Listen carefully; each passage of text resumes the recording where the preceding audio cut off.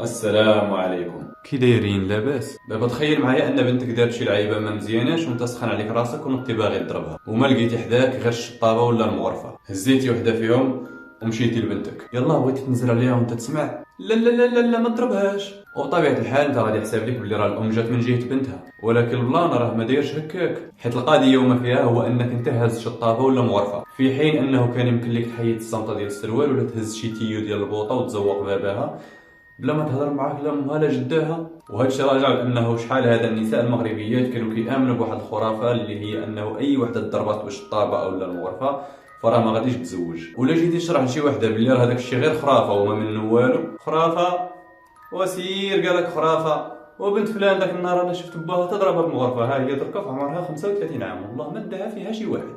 ولا جيتي تشوف هاد بنت فلان علاش ما تزوجاتش فغالبا غادي تلقى سبب من هادو. السبب الاول هو ان الزواج غير ارزاق والرزق ديالها هي راه ما كاينش في الزواج وصافي.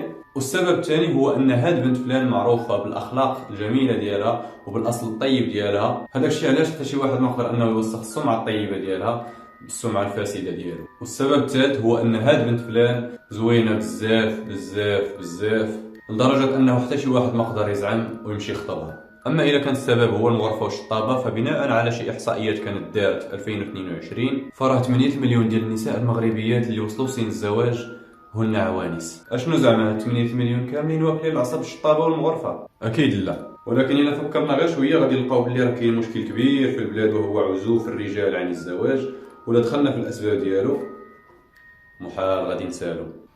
وحتى لهنايا غادي نكونوا سالينا الفيديو ديالنا، ما تنساش لايك الفيديو وتشد بلاصتك باش يوصلوك الخرافات اللي جايين. الله يعاون.